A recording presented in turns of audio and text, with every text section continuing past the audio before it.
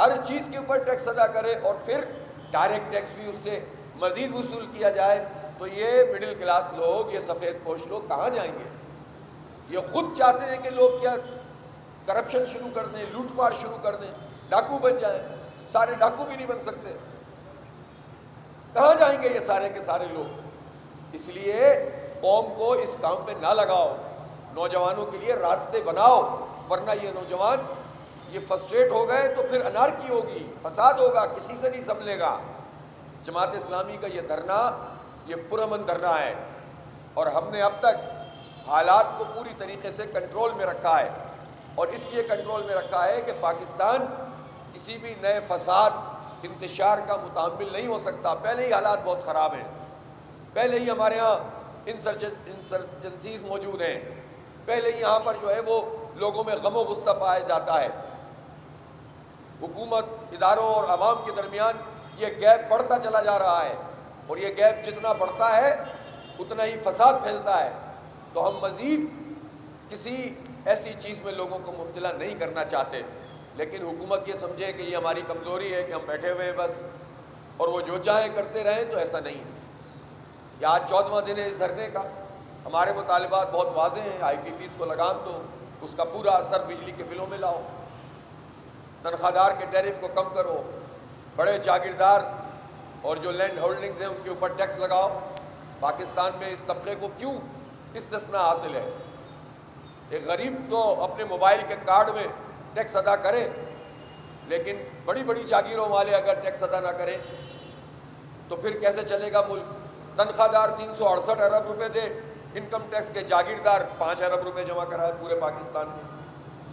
ہم چھوٹے کسانوں کی تو بات نہیں کر رہے، چھوٹے کاشتکاروں کو تو ہم کہتے ہیں ٹھیک ہے ان کو تو ریلیف دو، لیکن بڑے جاگیرداروں کو تو ٹیکس نیٹ میں لاؤ، ان سے تو وصول کرو، اور ان جاگیروں کو کہ جو جاگیریں انگریز کی عطا کردہ تھی، جو انہوں نے اپنی محنت سے نہیں کمائی، ان کی اولادیں مزے کر رہی ہیں، سیاست بھی ان کی، سماج پہ گرفت بھی ان کی، دولت بھی ان کی، معیشت بھی ان کی، زراعت بھی ان کی، پھر گنے کی فصل بھی ان کی اور ملیں بھی ان کی چینی کی۔ تو یہ ایسا طبقہ جس نے اپنی محنت سے نہیں کمایا، ان کی زمینیں تو کسانوں میں تقسیم ہونی چاہیے، لینڈ ریفارمز ہونی چاہیے۔ تو ہم یہ سمجھتے ہیں کہ پہلی مرتبہ پاکستان میں یہ بات ایڈریس ہو رہی ہے، جماعت اسلامی کو کریڈٹ جاتا ہے کہ اس نے محروموں، مجبوروں، مزدوروں اور کسانوں کی بات کی ہے، اور اس سسٹم کو بالکل عیاں کر دیا ہے کہ کون لوگ ہیں جو اس پورے نظام کے سے فائدہ حاصل کر رہے ہیں اور کون لوگ ہیں کہ جن کا استحصال کیا جا رہا ہے۔ لہذا جاگیروں پہ بھی یہ ٹیکس لگنا چاہیے۔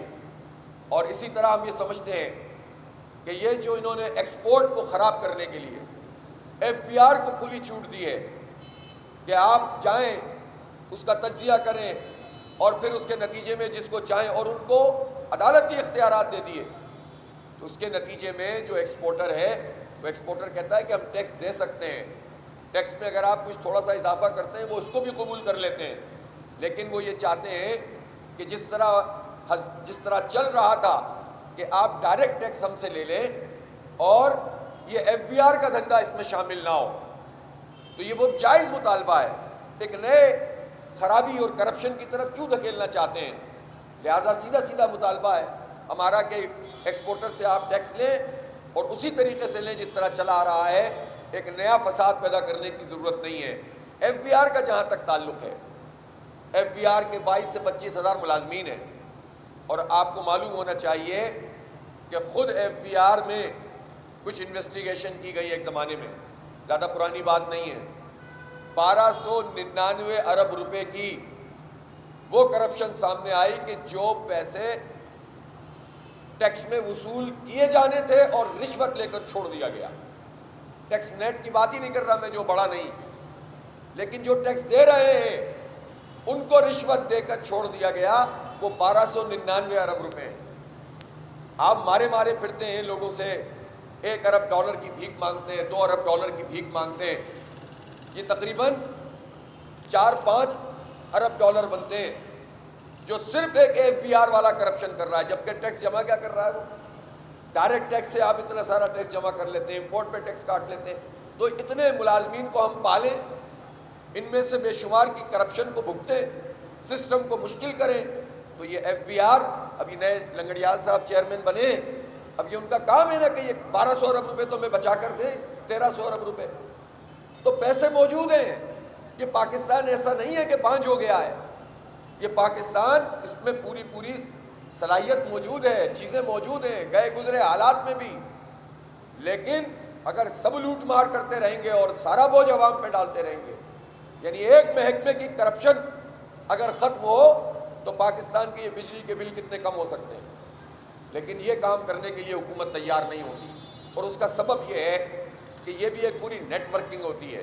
کوئی ادارہ اور ادارے کا کوئی آدمی اکیلا نہیں کھا رہا ہوتا، اکیلا کھانے والا تو جلدی پکڑا جاتا ہے، لیکن جب پورا کا پورا سسٹم بنا ہوا ہوتا ہے، نیچے سے اوپر تک کا، اوپر سے اور اوپر تک کا، اور اوپر سے اور اوپر تک کا، تب جا کر یہ مسئلہ جو ہے یہ ہوتا ہے کہ یہ پورا ایک جال بن جاتا ہے، اور یہ جال پورے پاکستان کو برباد کر رہا ہے۔ یہ تو ایک محکمہ ہے، آپ جس محکمے کو اٹھا کر دیکھیں اس میں یہ کرپشن نظر آتی ہے، تو آپ گورننس اچھی نہ کریں، کرپشن ختم نہ کریں، آئی پی پیز کا پیٹ پالتے رہیں، ان کو فراہم کرتے رہیں، اور کہیں کہ ہم بجلی کے بل کم نہیں کر سکتے، ہم تنخواہ دار کا ٹیکس کم نہیں کر سکتے، تو پھر کیسے بات بنے گی؟ لہٰذا ہمارا دھرنا یہاں موجود ہے۔ آج یہ دھرنا انشاءاللہ ایک بڑے جلسہ عام کی صورت میں ہوگا، مارچ بھی کریں گے اور جلسہ عام بھی کریں گے، اور آج کا یہ دھرنا انشاءاللہ ایک نیا پیغام دے گا پوری پاکستانی قوم کو۔ 2 ہفتے مکمل ہونے پر آج ایک بہت زبردست جلسہ کریں گے ہم انشاءاللہ۔ میں پاکستانیوں سے، ارد گرد کے لوگوں سے، اور جہاں جہاں ہماری آواز پہنچ رہی ہے ان سے کہنا چاہتا ہوں کہ وہ اس دھرنے میں شریک ہوں، اپنی پرامن سیاسی مزاحمت کے اس کلچر کو فروغ دیں۔ ہم تصادم نہیں چاہتے، ہم لڑنا نہیں چاہتے، ہم انتظامیہ سے مٹ بھیڑ نہیں چاہتے، ہم پولیس سے نہیں لڑنا چاہتے، ہم اداروں سے نہیں لڑنا چاہتے، لیکن ہمیں اپنا حق چاہیے، پاکستان کے غریبوں کا، مڈل کلاس کا حق چاہیے، اور اس کے لیے ہمارا یہ دھرنا جاری ہے۔ اور آج ہم نے اپنی ایک بڑی مشاورت بھی مجلس عاملہ کی صورت میں ابھی پریس کانفرنس کے فوراً بعد رکھی ہے، ہماری مذاکراتی کمیٹی بھی تمام تر صورتحال اس کے سامنے رکھے گی، جو بھی ہماری جماعت اسلامی کا مشورہ ہوگا اس کے مطابق ہم اس دھرنے کو اور پورے پاکستان کی اس تحریک کو ایک نئے عزم کے ساتھ جو ہے وہ آگے بڑھائیں گے۔ بہت بہت شکریہ۔ جی کوئی سوال؟ جی کوئی سوال اگر ہو تو، اور یہ سوال بھی آج بس 2-3 ہی لیجیے۔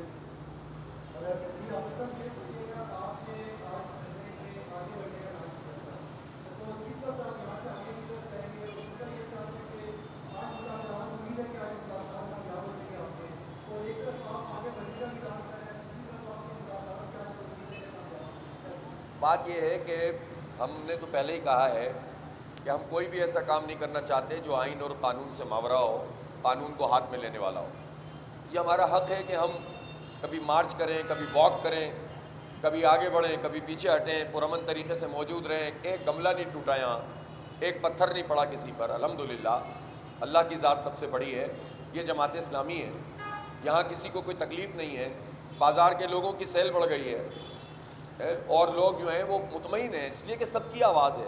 ذرا کوئی تکلیف محسوس بھی کر رہا ہے تو یہ سمجھتا ہے کہ یہ چھوٹی تکلیف ہے، جس تکلیف میں ان لوگوں نے مبتلا کیا ہوا ہے حکمرانوں نے، وہ بہت بڑی تکلیف ہے۔ تو اس لیے جماعت اسلامی کا مارچ ہو یا جماعت اسلامی کا دھرنا ہو، جماعت اسلامی کا جلسہ ہو یا واک ہو، یہ سب چیزیں پرامن طریقے سے ہوتی ہیں، اس لیے حکومت کو اس پہ کوئی اعتراض کرنا ہی نہیں چاہیے۔ ہم بھی مارچ بھی کریں گے اور یہاں جلسہ عام بھی کریں گے۔ کوئی ہمارا ایسا ایجنڈا نہیں ہے کہ ہم جلاؤ گھیراؤ کر رہے ہوں، توڑ پھوڑ کر رہے ہوں۔ اب یہ حکومت کا کام ہے کہ پرامن تحریک کو وہ اسپیس دے، بجائے اس کے کہ وہ حالات کو اس طرح سے بنا دے کہ افراتفری ہو جائے، انارکی ہو جائے، تو وہ حکومت کی ذمہ داری ہے۔ مذاکرات کا جہاں تک تعلق ہے، وہ ابھی ہم نے یہ فیصلہ کیا ہوا ہے کہ ہم مذاکرات کو بند نہیں کر رہے۔ حکومت کو چاہیے کہ وہ ہماری بات مانیں، روز بات کر رہے ہیں، روز ان سے جو ہے وہ اپنی تجاویز اور جو بھی مطالبات ہیں ان کے سامنے رکھ رہے ہیں۔ بہرحال 4 دور ہو چکے ہیں، آج بھی ہو سکتا ہے کہ دور ہو جائے تو وہ بھی جاری رہے گا۔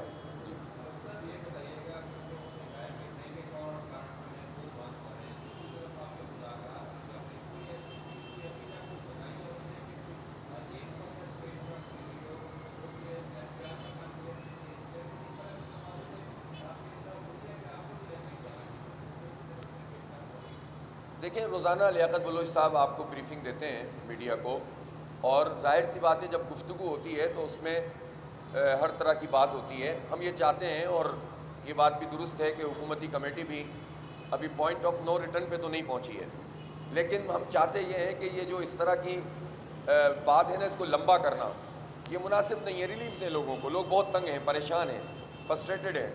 اس لیے ماحول تو ابھی تک اچھا ہے ان سے بات چیت میں، لیکن ماحول سے کچھ نہیں ہوتا، اقدام ہونا چاہیے اور چیزوں کو لاک ہونا چاہیے. تو اس کے لیے ہم پوری کوشش کر رہے ہیں، اور میرا خیال ہے کہ اب حکومت کو بھی مان جانا چاہیے. اور ہماری کوئی ضد نہیں ہے، ہمیں ذات کا کوئی فائدہ نہیں ہے، پارٹی کا کوئی ایجنڈا نہیں ہے. ہم کوئی ایسا مطالبہ تو لے کر آئے نہیں کہ ہماری پارٹی کو یہ ریلیف دے دو، ہمارا یہ مقدمہ ختم کر دو، ہمیں جیل سے رہا کر دو. یہ تو ہمارا ایجنڈا نہیں ہے نا. ہمارا ایجنڈا یہ ہے کہ پاکستان کے عوام کو اس معاشی بحران سے آزادی دو اور ان کو جینے دو.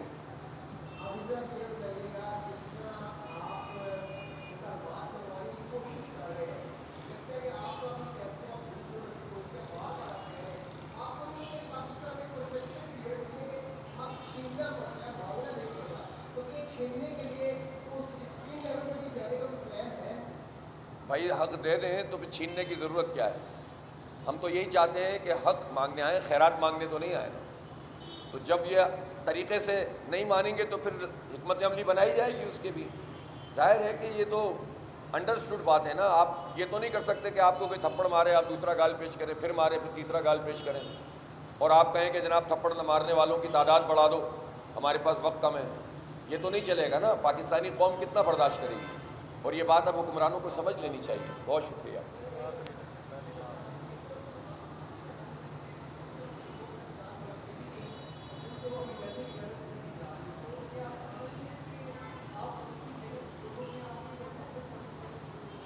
اول تو یہ ہے کہ ہم جو کام بھی کر رہے ہیں بالکل برسر زمین کر رہے ہیں، اور ہمارا بھی راستہ روکا گیا، ہمارے لیے بھی کنٹینر لگائے گئے، ہمیں بھی اسلام آباد میں داخل ہونے سے روکا گیا، اگرچہ کہ ہم نے رکاوٹیں ہٹا دی تھیں، لیکن ہم نے پرامن طریقے سے اپنی اس تحریک کو آگے بڑھانے کا فیصلہ کیا.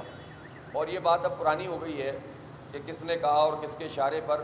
اشاروں پہ چل رہے ہوتے تو اسمبلیوں میں ہمارے پاس بھی بہت سارے ممبران ہوتے. اشاروں پہ چل رہے ہوتے تو کراچی کا میئر ہمارا ہوتا، اور اشاروں پہ چلے بغیر ہمارا تھا. ان کے اشاروں کے بغیر ہی ہمارا بن رہا تھا. اشارے ہوئے تو ہمارا میئر نہیں بن سکا، اشارے ہوئے تو فارم 47 والے مسلط ہو گئے. اس لیے جماعت اسلامی کے بارے میں یہ بات کر کے ایشو کو کنفیوز کرنے والی بات ہوتی ہے، ڈیفیوز کرنے والی. اس وقت کا ایشو عوام کا ریلیف ہے، اس لیے اس کو ڈیفیوز نہیں ہونا چاہیے. بہت شکریہ.